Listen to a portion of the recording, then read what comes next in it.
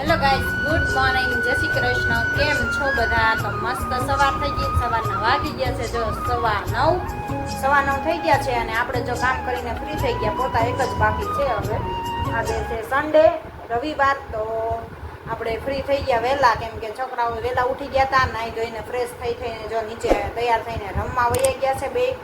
તો નાસ્તા પાણી બધું પતી ગયું છે અને આજે સન્ડે છે તો જો છોકરાઓને કામ તો હવે તો વેકેશન પડ્યું એટલે દરરોજ સન્ડે જ છે, રવિવાર જ છે.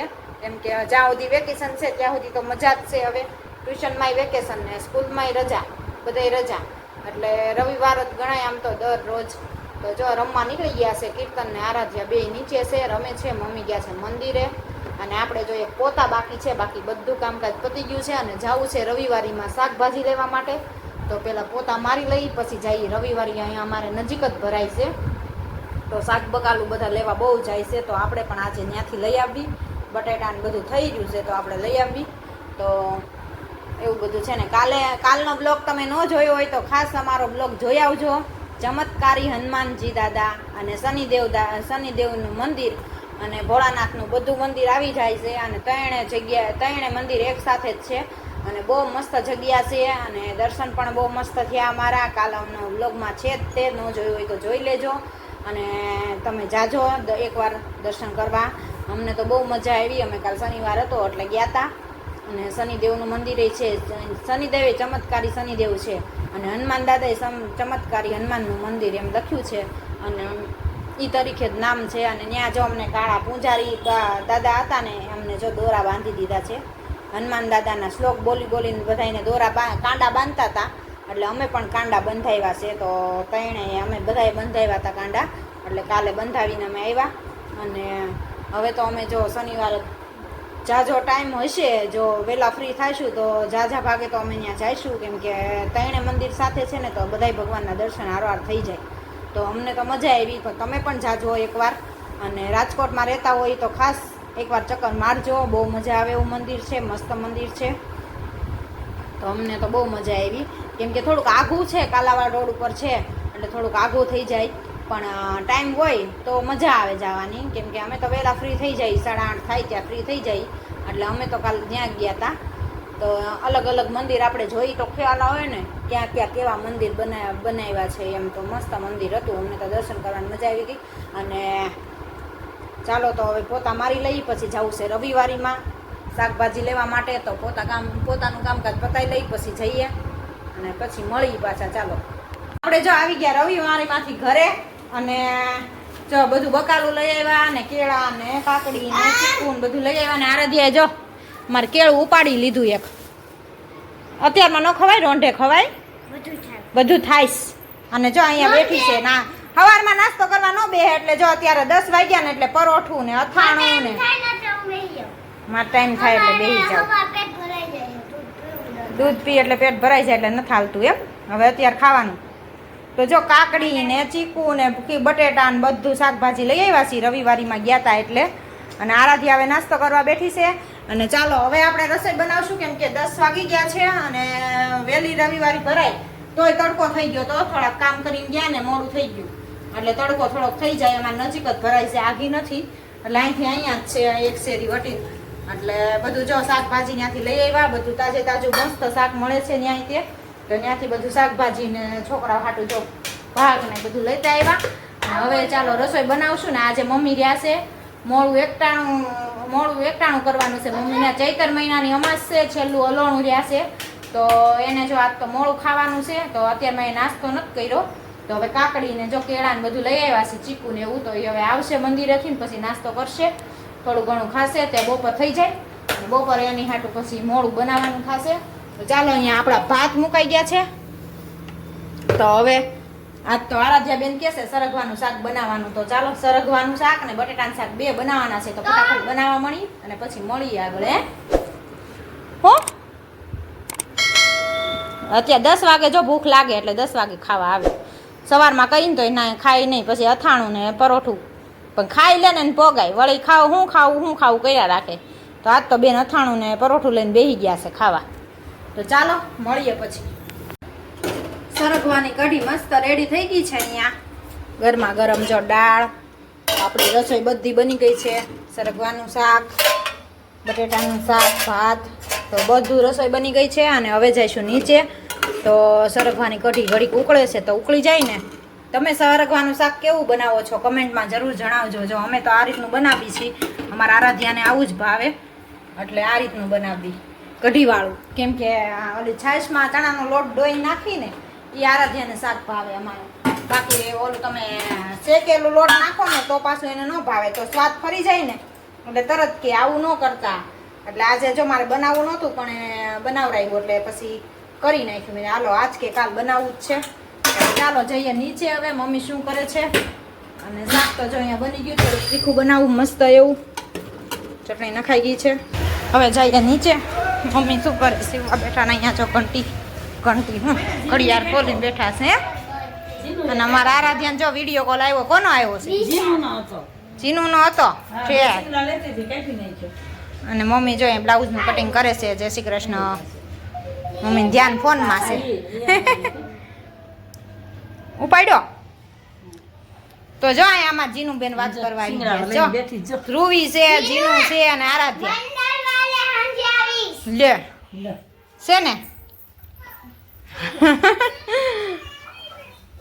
હું કેસી હું કેસે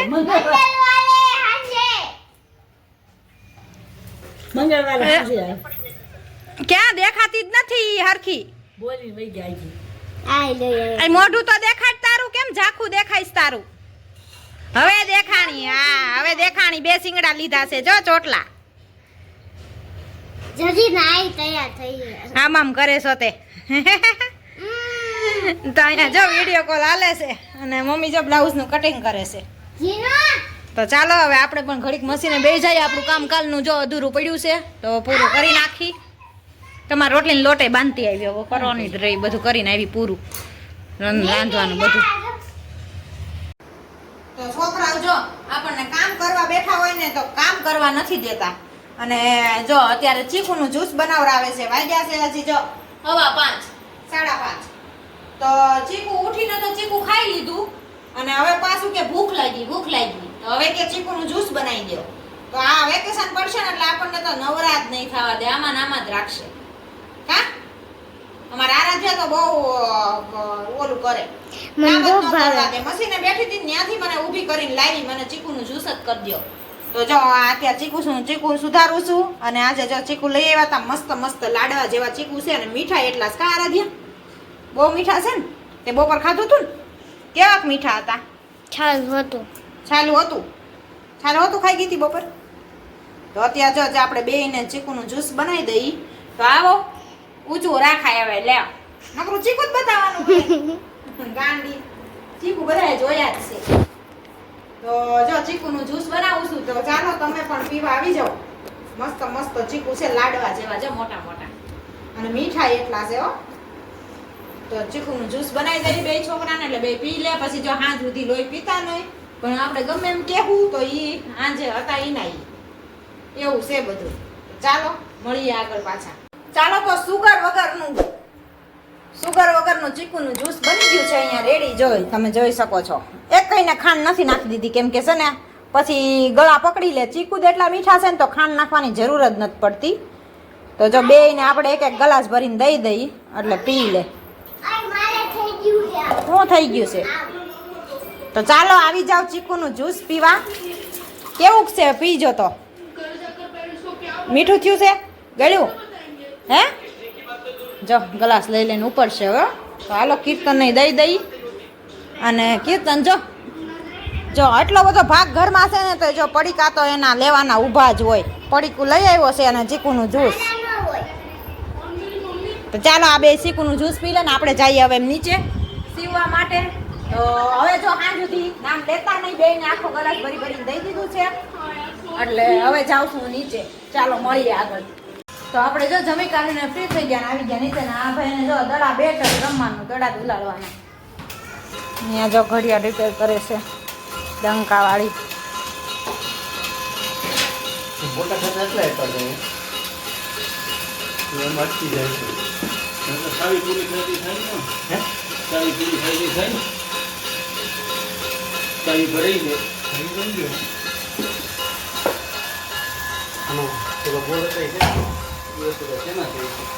કયા આ બે બોલ ઓલું હોય છે ને, એક બોલ માથાનો, ત્રણ બોલ છે.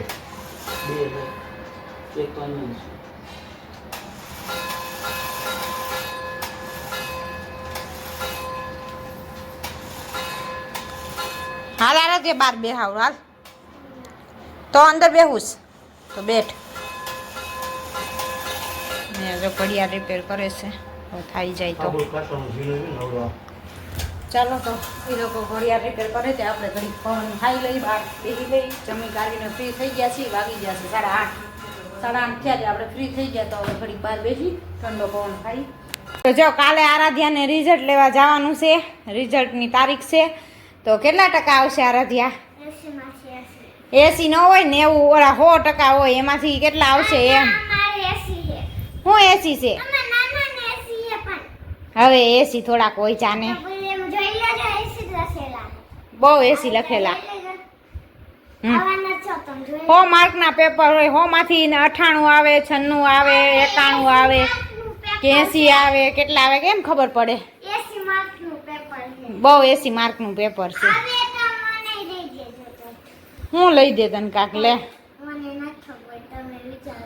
એ તો કાલ ટકા હારા આવે તો એ જોયું જાય છે કેવાક આવે છે ટકા એ તો કાલ જોઈ કે મને એ કે ટકા આવે તો મને કાલ જોઈ લઈ દેજો કાક લે હા જો કેળા ખાય અત્યારે હજી તમે ભૂખ્યા છો કેળા ખાય છે હજી ઊભા ઊભા શીખું એ કે મને કાલ ટકા હાર આવે ને તો મને કાક લઈ દેજો સફરજન ને ચીકુ લઈ લેવાના આરાધ્યા એટલે ખાવા થાય એ નથી લેવું લ્યો હાલો નાઈટ ડ્રેસ બાય ડ્રેસ પહેરો લ્યો એ કાલ વિચારવાનું હું લેવું ઈ હું લેવાનું થાય કાલ વિચારવાનું તો હાલો કાલ સવારે જો બેનનું રિઝલ્ટ છે 10 થી 12 ટાઈમમાં જવાનું છે તો ચાલો આ સાથે આજના બ્લોગનો એન્ડ અહીંયા જ કરશું લાઈક કરો શેર કરો ને સબસ્ક્રાઈબ કરો અને પ્રાર્થના કરી કે આરાધ્યાને ટકા હારા આવે હે આરાધ્યા તો ચાલો મળીએ કાલે નવા કન્ટેન્ટની સાથે જય સ્વામિનારાયણ